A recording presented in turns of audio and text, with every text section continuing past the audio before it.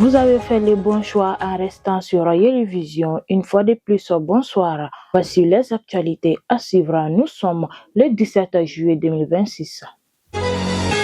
Les femmes et leurs partenaires ont infligé une défaite majeure à la coalition Djinema et Flalor des combats d'Anefissa. 4 et 9 juillet, le colonel-major Karim Traoré a accueilli les blessés à Gao, saluant leur courage et affirmant que la nation ne les abandonnera pas.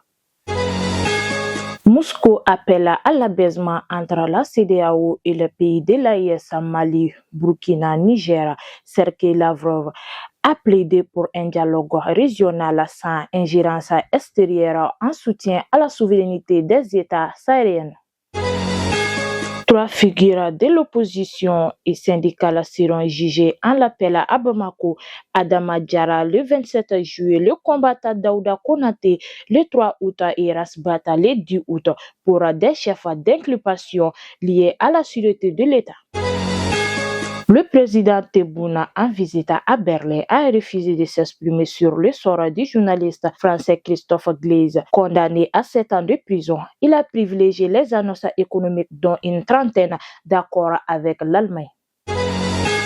Sur le terrain comme dans les discours, le Mali réaffirme sa détermination à mener sa propre guerre contre le terrorisme, tandis que la Russie soutient les initiatives locales pour résoudre les crises politiques dans la région. Lorsqu'une personne tente de vous punir par le silence, montrez-lui que votre peine ne dépend pas de ses paroles. Chacun a sa valeur et mérite le respect. Soyons vigilants et cultivons le respect mutuel. C'est sur ce conseil que nous arrivons au terme de cette édition. Merci de nous avoir suivis. Nous avons été heureux de vous informer. À très bientôt pour une nouvelle édition. Merci.